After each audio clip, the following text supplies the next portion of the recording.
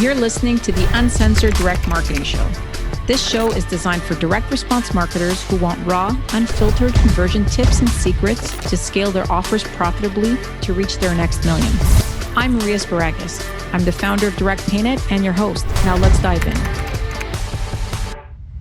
I would like to introduce Daniel Diemers on our next episode of Uncensored Direct Marketing. Daniel and I have known each other for a couple of years. We have a very interesting meetup story, I guess we could say. So Daniel, we met at Singularity University when we took the SU.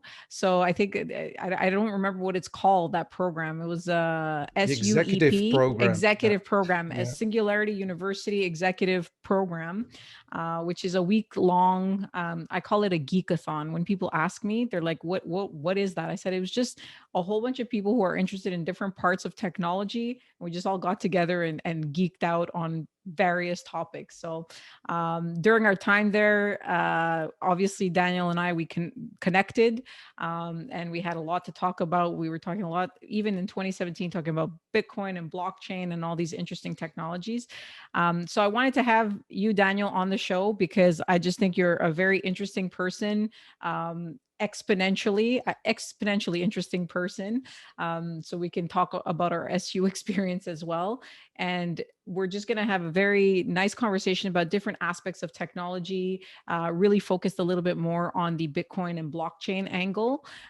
Because Daniel, as you're going to introduce yourself now, you have quite a bit of experience in all various parts of technology. So I'll let you take over and tell our listeners a little bit about yourself and your path and how you got to where you are today.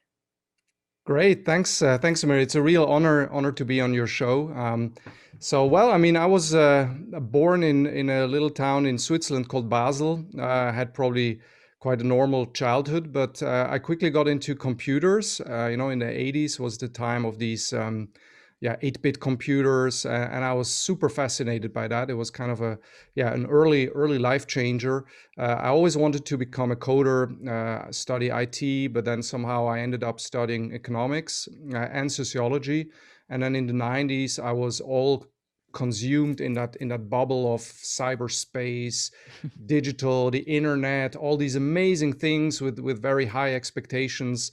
And we all know what happened then, when these so-called dot-com bubble burst. But this has kind of shaped probably the rest of my life, right? And then we found ourselves 2017 at the SU, and it's always the same topics, right? How is digital changing our lives, and direct marketing, which is the name of your show, has tremendously changed in those 20 years. I mean, back then in the 90s, few people, you couldn't really shop right yet on the internet. So I'm fascinated by technology in general. I think that sums it up nicely. Very nice. So tell me a little bit just about career-wise. I mean, I know, and I'm going to give our listeners a little bit of a history. Obviously, you worked at PwC, and you had a very interesting career there. And now you started your new project. So can you tell us just a little bit, I guess, the last 5-10 years, what you've done in your career? Sure. I had like 4 chapters. So there was an academic part. Then I tried my luck as a startup entrepreneur, failed twice. And then I was really, really broke and had to get back on my feet. So I ended up in strategy consulting. And that was really amazing. I spent 18 years there, was with Booz Allen. All over Europe. I had a long stint in the Middle East as well. And then we were acquired by PwC. And that again boosted my entire exposure to the blockchain universe. So I was very interested in fintech, in blockchain. And of course, at PwC, there were a lot of activities going on. But I've now opened a new chapter. And I can say our joint experience in California at the SU was pretty instrumental in that. So I wanted to be an entrepreneur again, and I created a new company together with friends that I know also for a long time in the exponential tech space. And we tried to find a really cool name, and we landed with singular, but we're not millennials, but we still took all the vocals out. So it's now SNGLR. I think that's very modern to do it like that in branding, I and like yeah, your great. logo too. I saw your logo just recently. I was like, that's a cool logo. So yeah, the millennials are cool and they have their place in our world, even though we're not there and we're trying. They're the next generation that's going to bring up all these technologies that we're all working on and stuff. But yeah, I mean, it's interesting how you went from a path, and this is what I love to hear is people who fail, quote unquote, during their first venture and then kind of move on, do something different and get back to it.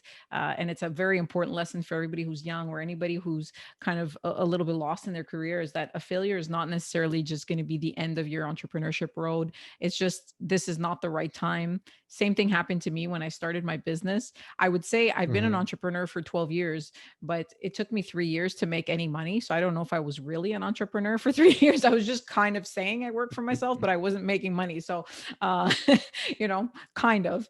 But yeah, and then, sometimes things happen and it just gets you, you meet that one right person that gets you that one right connection. And obviously, if you have the skills in what you're doing, it brings you to the next level. So I'm glad, even though, you have such a, exhilarating past and an incredible educational path, the fact that you have a PhD and you've worked in so many different areas of business, that, you're still humble enough to say that you did fail.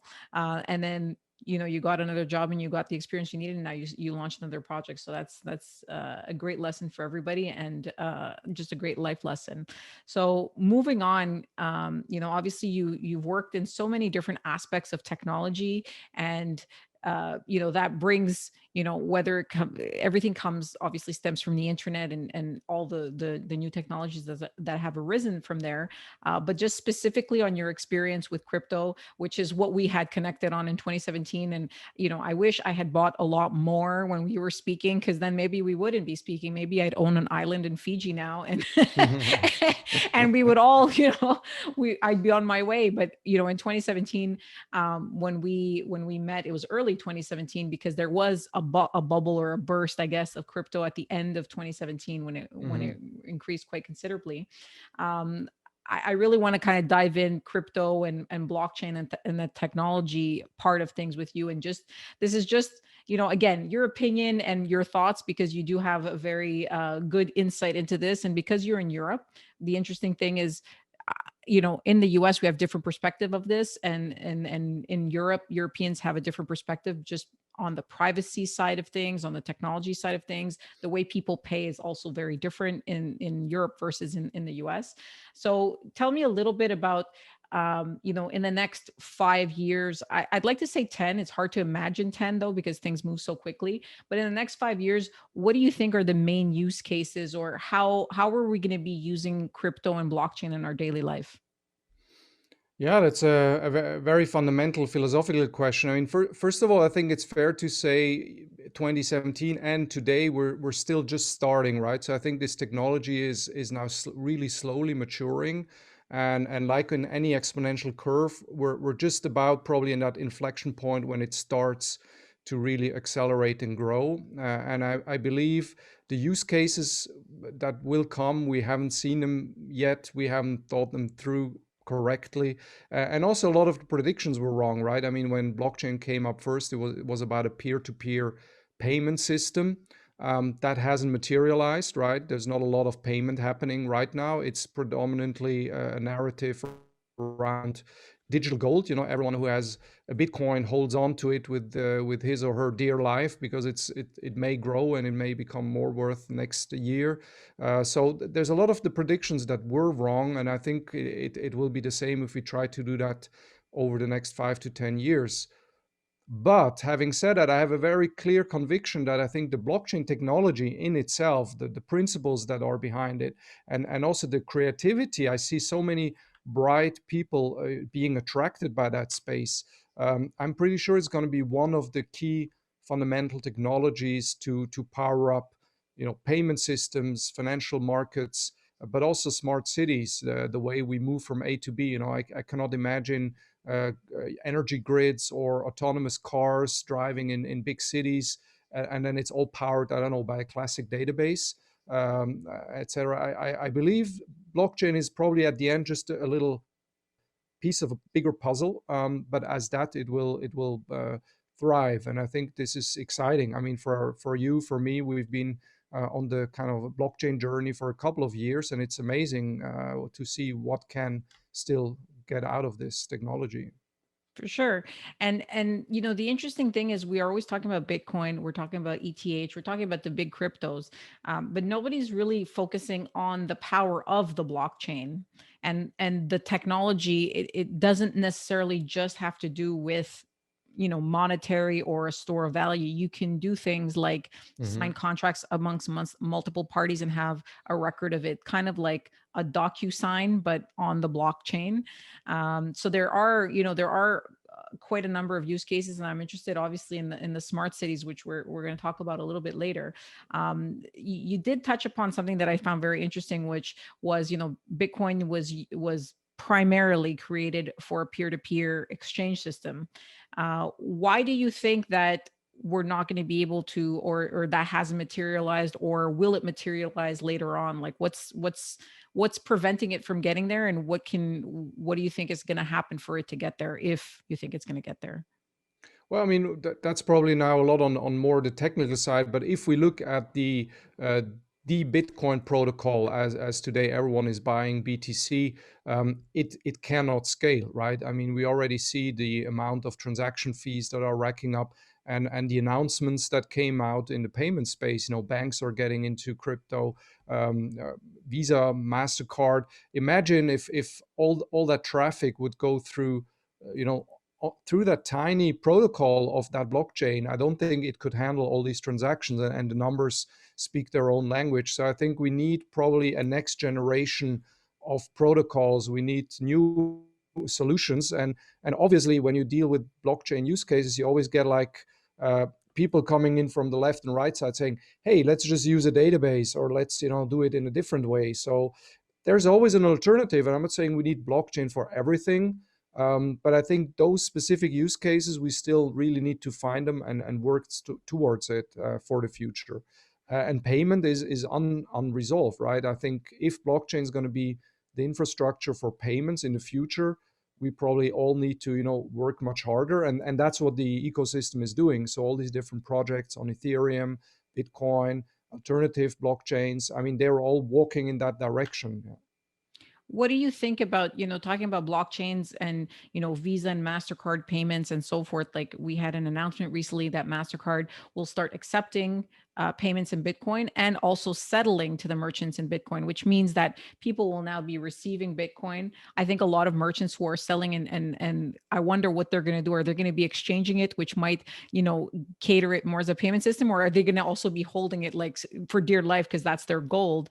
But that's going to be an interesting thing to see. But in terms of like the payment technology and the blockchain, let's say Visa, MasterCard, and the big credit card companies, do you think that they would have a public blockchain? Would they just use blockchain as is, or would they privatize the blockchain? Because the interesting thing is, kind of moving to like privacy and payments is, the blockchain is public. Does everybody want their transactions to be seen on a public blockchain when they're buying various things using their credit card? Right now obviously it's just your bank and that bank that know, and there's that exchange. But what if it were to become public? Like first there's like you mentioned, there's the limitations and the speed of transactions. It's just not possible right now with the technology. But secondly, there's also the public versus private debate. Would MasterCard privatize a blockchain and use it for their own transactions? Do you have any thoughts on that? What do you think? I mean, you're in Europe, you're in the mecca of privacy, GDPR and all that. Like, how do you think people would feel about sharing transactions that they of things that they buy? No, I'm definitely here in Europe. We have a bit of a different view, especially on the privacy topic. That's absolutely right. And last, I mean, I'm sitting here in Zug, right? Zug is a very small city in Switzerland, but we kind of branded this the Crypto Valley of Switzerland. And I've always been in the past 4, 5, 6 years a bit in between. So here's the Bitcoin maximalists. Here's the Bitcoin ecosystem, the crypto ecosystem, people who kind of say, let's disrupt finance, let's disrupt all these big companies and create like a new financial world built on blockchain. And then I've seen all these corporate players, right? And what have the corporate players done? I mean, the last years they've always built their own controllable permissioned blockchains. I mean, good example is the R3 consortium with Corda. Banks huddled together, more banks came. I think in the end, 130, 150 banks are sitting around the table discussing blockchain. So naturally, I think corporates have a tendency to go more down the route of, hey, we need to control this. It needs to be more like a database, permissioned.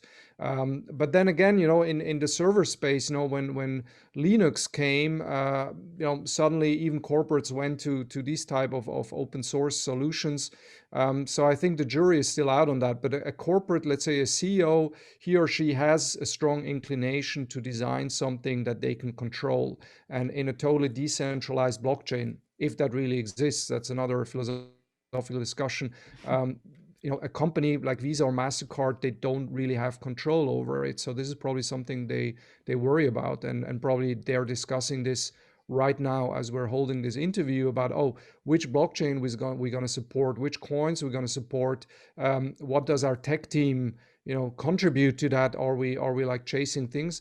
And I just want to pick up a point you said very very early now, is this privacy topic. Let's not forget, on the blockchain you have this pseudo anonymity. So if you just use a monitor and you look at what's happening on the blockchain, you can see transactions, you have public keys, etc. You can trace the wallets, but Yeah. fundamentally you don't know whose key is it, whose wallet is it.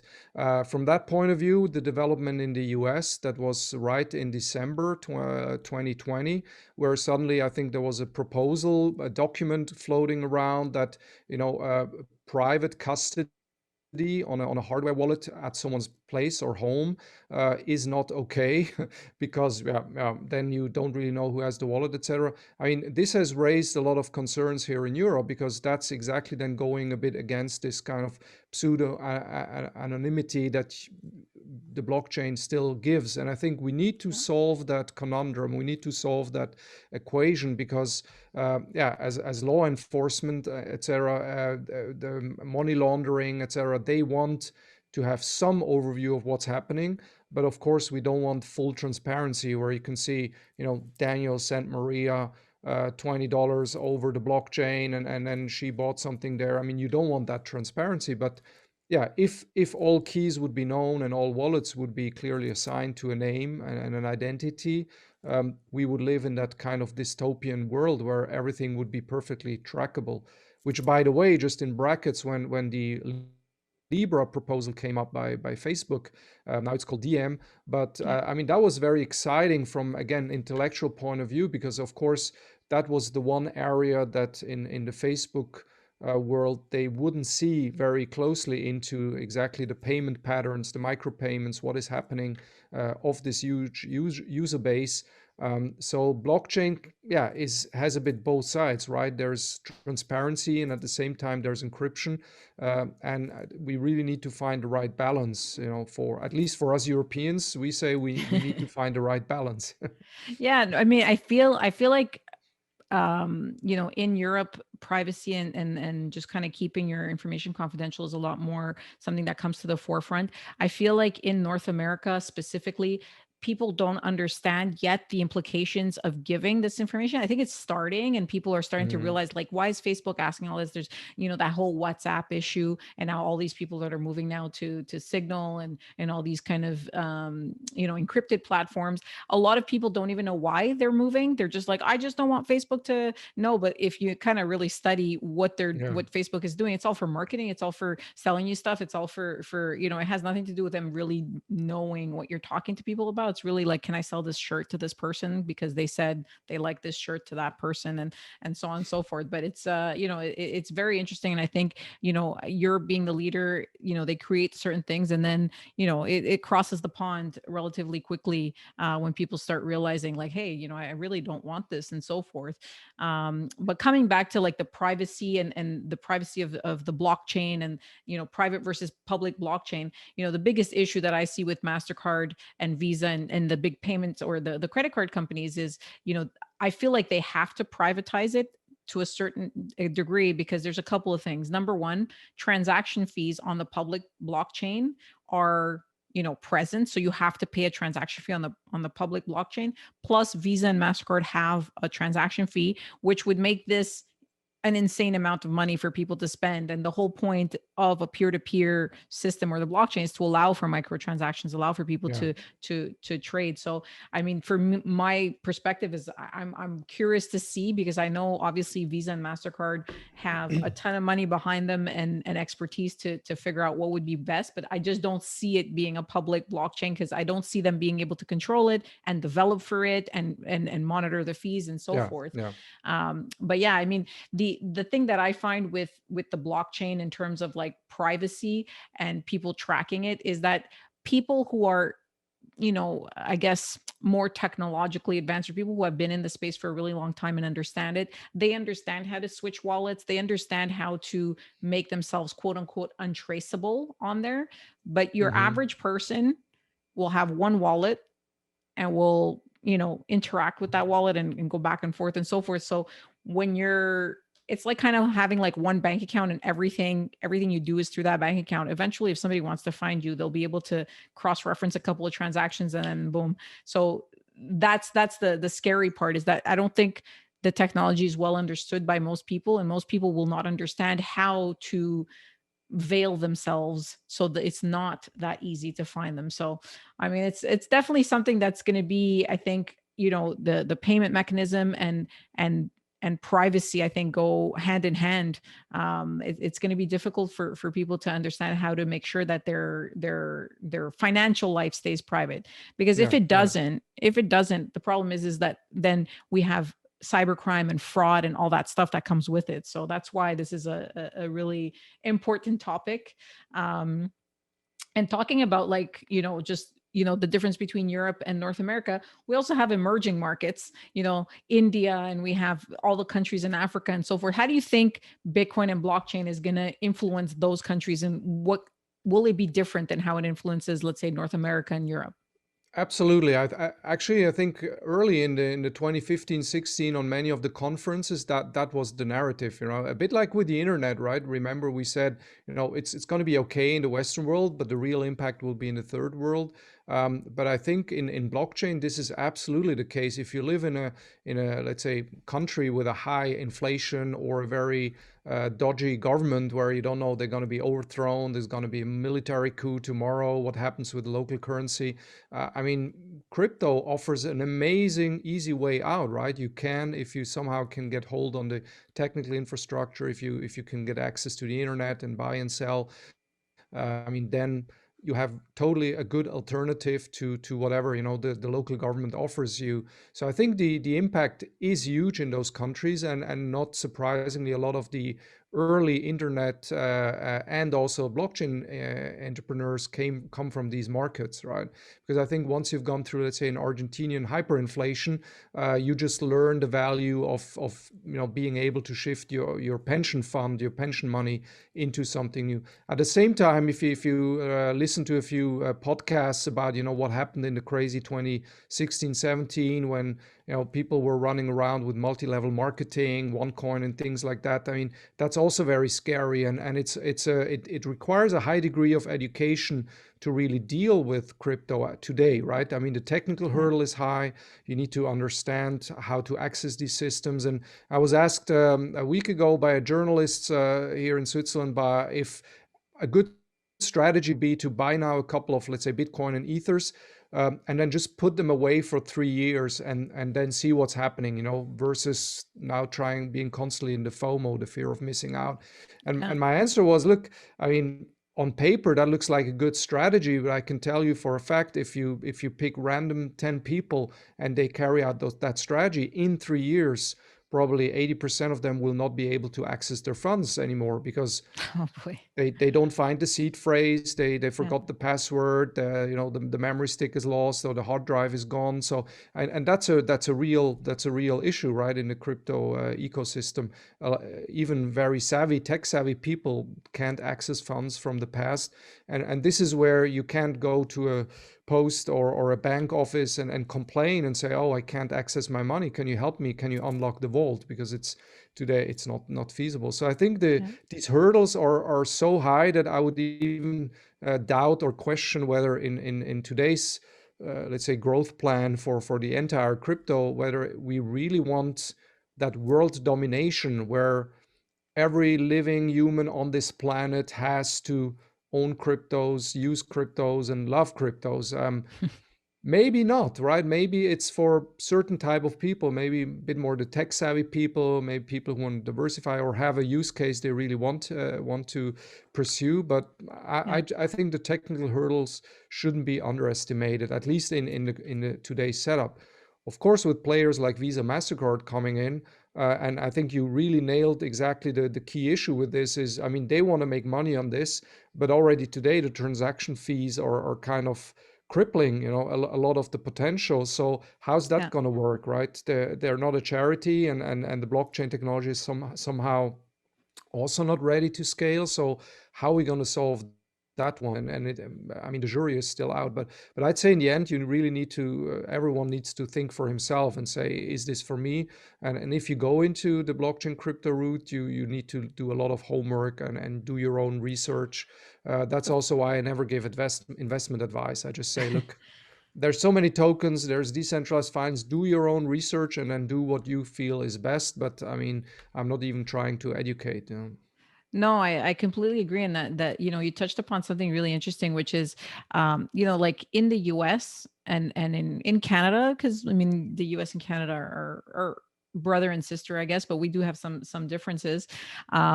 There's a very individualistic approach just in general. Like now we're getting into this like philosophical discussion, but a lot of people are starting to feel like I have to take care of myself. Like the whole, like the coronavirus and so forth, to take care of your neighbors and stuff like that. There was a lot of debate of people saying, well, I'm okay. I'm not going to get sick. Why do I have to, why Mm. do I have to, not live my life the way I want to, because, some old person or somebody like that has an issue is going to be affected.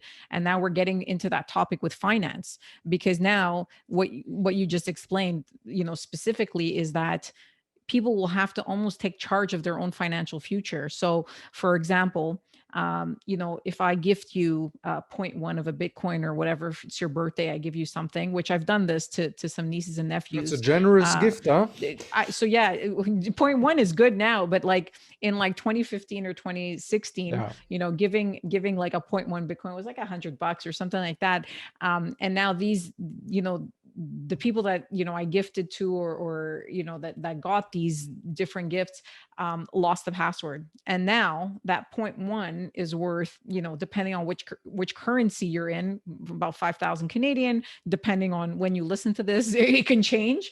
But how crazy is that now this individual is not able to access their money. It's their money. There's nothing, but they have no recourse. So the problem with this is that people want their privacy, want their security. They don't want, the government to be involved in everything. But then when something goes wrong, who's going to save you if you Mm. if you only rely on yourself? So this is also a very interesting thing that you mentioned, and talking about like emerging markets and how that's going to happen. So an emerging market, they to me, what they skipped over a lot is the whole landline. Like we all had landlines. I find Yeah. like in Africa and so forth, they just went straight to cellular. So I'm almost thinking like in Africa and very underdeveloped places, would they just skip a lot of the regular development and go into smart cities straight ahead, and kind of build for the next 10 years versus try to get their infrastructure to what let's say Europe, big European cities and countries are North American. So what's your, this is almost like we're going to get into like a sci-fi discussion now. But I love this topic, and I think it's a fun topic to kind of think about, and it's almost like reading different books, and just the dystopian future that we're living in now that nobody could have imagined a couple of years ago. What's your thoughts on like a smart city? And when I say smart city is, just to explain to our listeners who may not kind of, not everybody is on the same page of what that means, is that your identity kind of allows you to do everything. You don't need credit cards. You don't need, it's, retina scan or fingerprints and different ways of identifying you. So basically you're being followed, but everything's so easy. You never have to remember anything because you are your own identification. So Mhm. what's your thought? And I know that, with Singular, you guys are working a little bit on this and so forth. So we'll get into that after. But what are your initial thoughts on smart cities and the technology behind it and where we're at?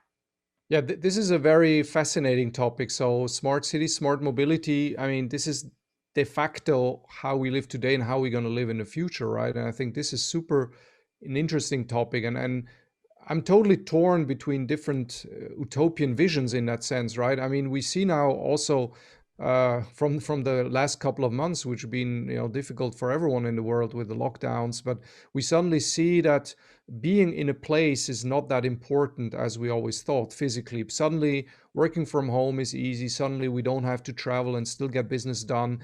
So we realize that this being in a certain place at a certain time is maybe less important than we thought, and that would actually lead to a reverse trend because we've probably the past thousands of years. I mean, we humans have huddled together more and more and more in urban environments, right? So Yeah. the cities are growing. There are mega cities around the world, 10 million people, 20 million people, and these cities attract more people, right? Because that's somehow where a good life is, as opposed to the peripheral areas and rural areas. And this is, I think, a big problem we have right now on this planet for from a multiple of dimensions. Sustainability, lifestyles, mobility, but also what happens in these regions in between the mega cities. Now, it could be that with all the technological progress and the exponential technologies kicking in and this more self dependency, maybe also on the energy side, there will be new living, let's say, designs where you don't have to be near a city to be thriving. There's already this movement of you, I'm sure you're very familiar with them, the digital nomads, right? The people Yeah. that I have a digital job. I'm a graphics designer. I work in the payments industry. I can work from anywhere. I can go. I know listening your show very, very closely, and I'm super excited. I go to Puerto Rico. I work from there. The sun is there. There's a beach. I can go to Bali. I can go to nice places in the world and just work. So the location becomes less and less important, and so do cities. But if you would do a poll today, I mean, that vision is totally wrong, right? Because more and more people are just going to these cities. And in that vision of a smart city, it's not just about having smart homes and cameras everywhere and iris scanners. It's also about, how we deal with traffic, how we deal with energy, with water management, wastewater management.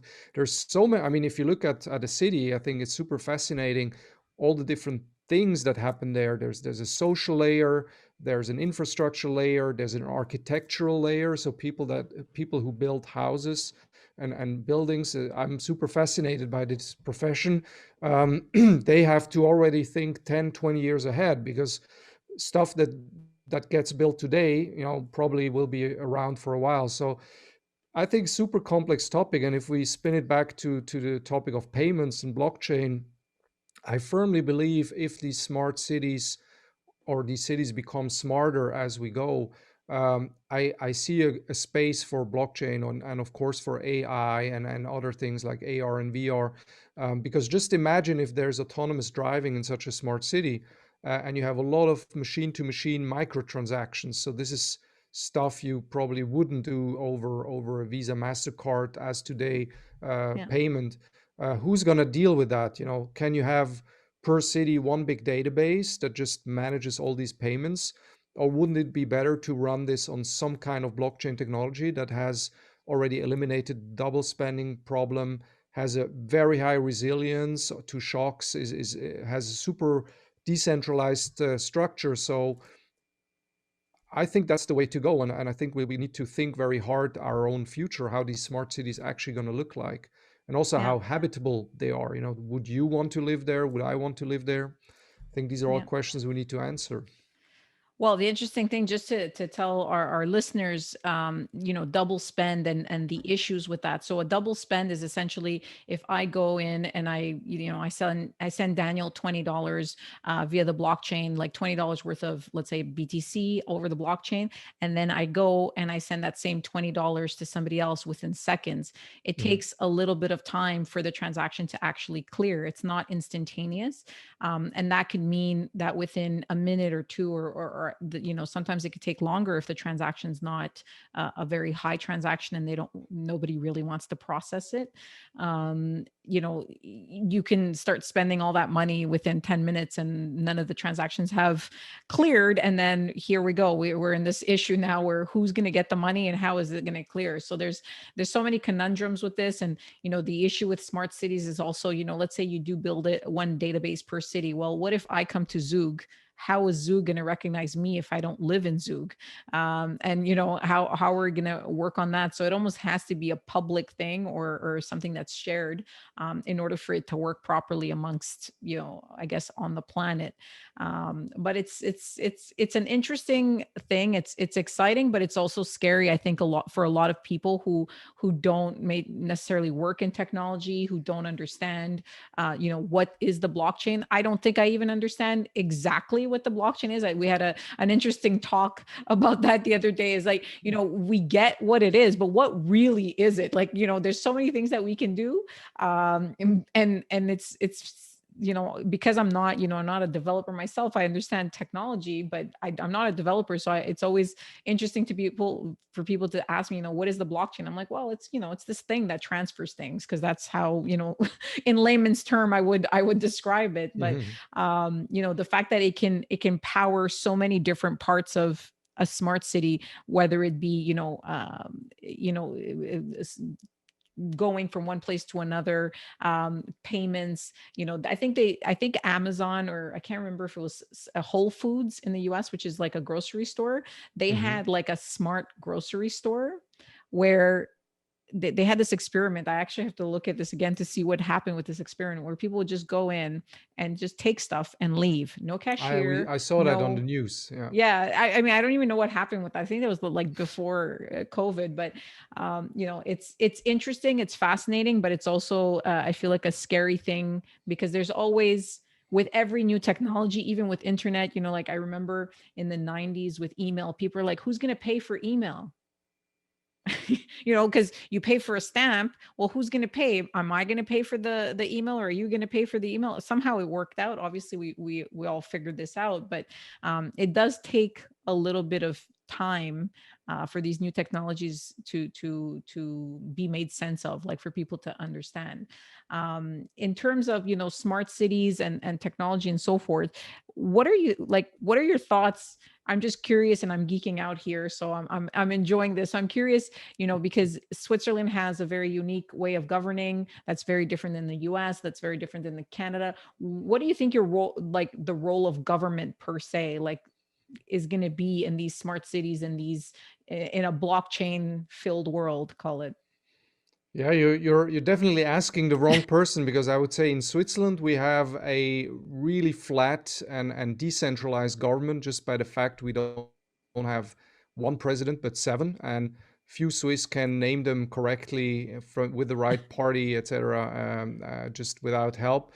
Um, but obviously, I mean, this is, I think, a very fundamental discussion I have with a lot of also libertarians who, of course, say, Bitcoin is the revolution against governments. But when we talk smart cities, I mean, the cities are in the hands of governments around the world, and they will need to do things. But at the same time, how much of that will they have to do, and how much surveillance, transparency will they get? So to stick to your example of Whole Foods, where you just walk in and walk out, you have a trade-off: convenience and privacy. I mean, in that world, obviously there is no privacy, because somehow they identify you, right? Somehow Yeah. they see what you pick, and somehow there's a payment made. It's all automatic. It's probably super convenient, and maybe the next generations will only shop like that. They will say, I mean, there was a time I had to pay and I go to a cashier or something. No, I just take what I want, and my AI, or I have an AI that deals with my payments and chooses maybe the cryptocurrency that is most apt for in that moment, with the lowest transaction fees, best suited for this type of purchase. Maybe that's the future. And but for us, at least in Europe, I think this is again a bit a scary thing, because then you get all basically someone in the government can probably see, okay, this is what Daniel bought the last month. Oh, why is he buying so much of alcohol, or why is he buying so much of he's not eating that much, right? Is he? Oh, he's probably getting fat. Maybe we need to send him a Send him a doctoral treadmill. appointment. So it gets into this dystopian, vision again of total control, Yeah. and at the same time, now speaking again a bit more from a society point of view, we are moving quite away from, I think, more liberal mindset and liberal thinking into a very moralistic society, at least in the Western world, where more and more people and influencers and politicians start telling us what is morally right and what is wrong. So we're getting into a lot of you should do that, and it's a bit with eating, right? So suddenly you get there's certain things that in certain circles you cannot eat because people will look at you and say, "Oh my God, you are eating this? Come on, I don't know, the fish are getting extinct, or it's not good to eat meat, or it's not good to eat Yeah. vegetables because these vegetables are not biologically farmed, etc." So in such a world, I mean, there's a dangerous recipe that can develop where much better transparency, much better track record of all your payments comes together with highly moralistic views of what is good and what is bad, and it can really create a bit of a, yeah, I would say an unpleasant combination that probably many people who watch this and think for themselves would say, "Oh, I don't really like that." So at least here in Switzerland, I think we're on a good track in the sense of we have government involvement, we have a government that is, doing the duties that you expect from a government, but at the same time, we're not afraid of our governments, and we can vote. So every couple of weeks or months you get paperwork home sent and you have to fill it out, but you can voice your opinion, Hmm. and for example, the next vote here is going to be on electronic identity, which I don't know if everyone is really looking deep into this right now here in Switzerland, but it's quite an important vote because it will design a bit the way forward on whether Switzerland will be one of the forerunners in digital identities or not. And of course, there are different ways to design digital identities, so there's now a lot of debate back and forth. But if we spin forward again 10 years into our smart city, I mean, there needs to be digital identity in one way or another, right? I mean, you cannot think of autonomous cars and in an IoT world, Internet of Things, every item needs to have an identity somewhere Yeah. and needs to be somewhere registered on a ledger in order, for example, to do a microtransaction or to maybe pass through an area or something. So it's not getting, we're not getting anywhere without this digital part. But I think the difficult part is going to be like a sailor on a ship. On the left side is a big storm, and on the right side are the cliffs of the land. So you have to really be careful how to navigate, closer to the storm or closer to the cliffs. And I think it's going to be some bumpy road ahead, but that's why we need to keep innovating and thinking this through, and also openly have dialogues about this, whether it's good or bad. And I'm sure I offended now a couple of people with some of my statements, but I think No. we at least need to have a dialogue about this.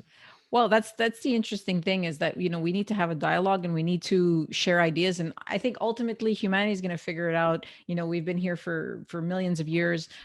We're not disappearing anytime soon. It's just a matter of there's going to be some bumpy years ahead. There's going to be some bumps on the road. There's going to take some time, and obviously older generations are going to have a harder time adjusting to this. But as younger people kind of make things easier and so forth, everybody adapts, and Mm. that's this the interesting thing. And like you mentioned, now the Swiss vote on everything, which is interesting because you probably start voting via the blockchain soon. So we're taking it back to the blockchain and voting by blockchain, because right now, like, one thing that I've seen is challenges with government and governance in general is elections. Because of the pandemic, people can't go out to vote, so they're all trying to vote via mail, and then there's people saying mail fraud and so forth.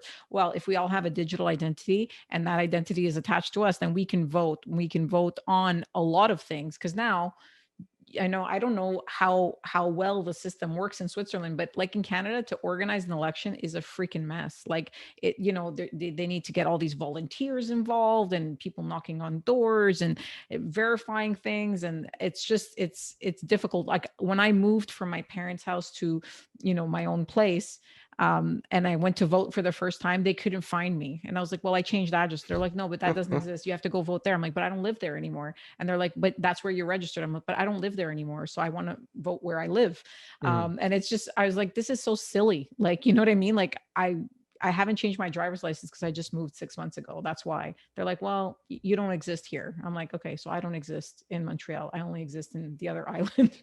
So, I mean, interesting to think about the government implications, the transport implications, but it all comes down to, I think, just because I work in payments, but I do feel like it always comes down to payments, because what you buy kind of tells everything, Mm. paints your picture. It just, what you buy, like if you buy fancy food or organic food or vegetarian food, or it just, it tells people who you are. So I think it's all going to come down to the safety and security and the privacy of your payments and how that's going to be dealt with, and that's going to tell a lot about everything else. So definitely an interesting discussion, Daniel, and I think that we've given the listeners a lot of things to think about, and I hope that everybody listening doesn't see this as a negative. This is just a conversation about things to come and things that humanity will have to solve, and we've solved so many things so far. I don't think this was a negative conversation. I think this was a very positive conversation, just to get people thinking about all the stuff that's happening. And just as a final point, and just like discussing your project, because we've mentioned Singular. Tell us a little bit of like what you guys are working on, and what your main projects are about. Yeah, very, very glad to. I mean, I think you summarized it perfectly. This is a positive thing. So I'm an optimist. I'm looking into the future. There's going to be challenges around technology, but I'm very positive we can solve them. And the reason I was co-founding with my friends Singular is exactly that. We want to be part of that discussion, part of the discourse, part maybe of some of the solutions. So our minds are bent not on the next, let's say, 6 to 8 months, but what's happening on a 4, 5, 6, 8, 10 year trajectory. So what are the options out there? What are the technologies that are going to shape it? I think you and I, we could easily name at least 4 or 5 technologies that with a very high percentage of probability will be part of this, AI, AR, VR, blockchain, I'm pretty convinced. And then there's this quantum computing hoovering in the future that no one really knows how powerful it really will be. So yeah, this is what we want to do with Singular. We want to think about the key issues of the future, and we have these 2 areas: smart mobility, smart cities, that I said.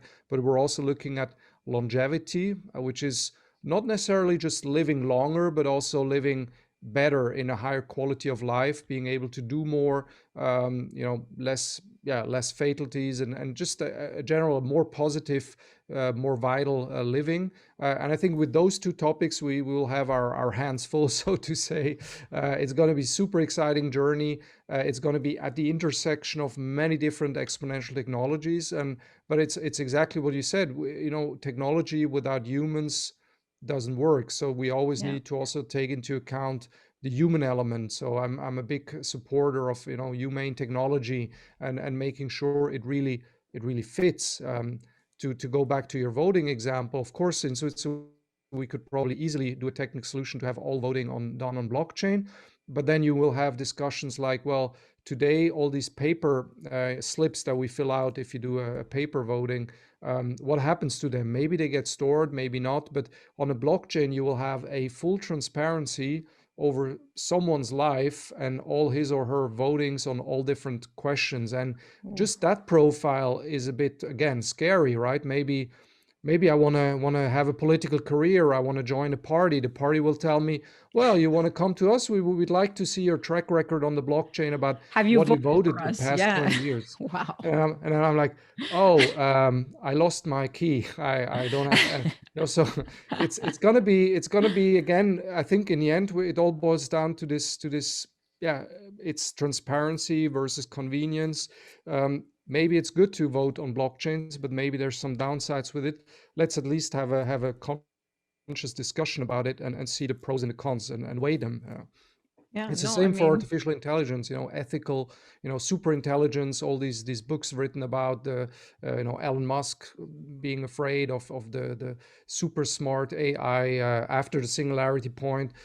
Yeah, let's talk about it, and talk whether we need kill switches or not, or whether autonomous cars need need wheels or not. And I think this is what we want to also do with Singular. So we really want to work on the important issues with very interesting people from all walks of life. So I'm super excited, and I think, yeah, and payments, of course, will be, as you say, at the very heart of it, because life is not for free, unfortunately. Yeah. So yeah.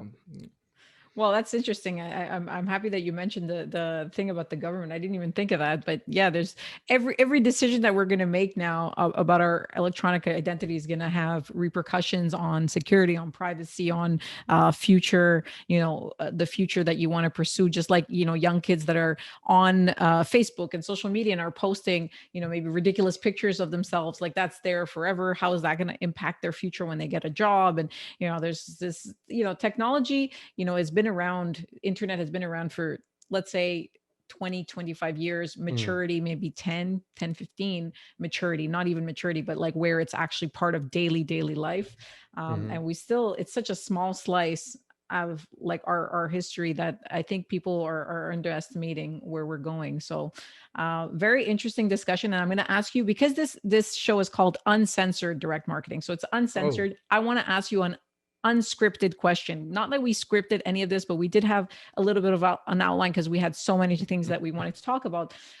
Do you think, and this is just a personal opinion, and I'm going to put you on the spot, do you think Bitcoin is going to be around in 10 years? Is Bitcoin going to be, call it, the reserve currency, or the gold, the digital gold? What's your final thought on that?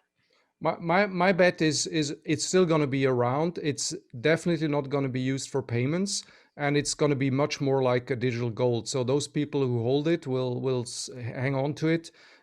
It will. I don't think it will totally disappear, but it's definitely not going to fulfill the peer-to-peer global electronic payment system that it was originally envisioned to.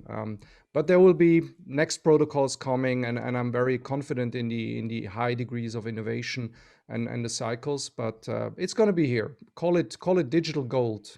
Okay, so digital gold. So everybody, that's Daniel's prediction. Let's see. We'll have another podcast in 3 years, and we'll keep doing it, and we'll see how that prediction comes true. Yeah. So thank you so much, Daniel, for your time. This was an exponential conversation. This was very interesting, talking about all these different things, and obviously all of these topics that we talked about are directly related to marketing and how people pay and how people buy and so forth. So I hope our listeners enjoyed this and have some new ideas of how to talk to their customers after this. So again, thank you for your time, Daniel. We'll have you back on the show, and we'll see how things go in a couple of months from now, and keep us up to date with Singular and everything that you're doing. So thanks again for your time. Thank you. Bye. Bye. Hope you found today's session valuable. If you have any questions for me or just want to connect, please feel free to visit my website, mariasparagis.com. That's mariasparagis.com. I'd love to hear what you're working on, so drop me a line on any hot button issues your business is experiencing. And remember, don't worry about failure. You only have to be right once.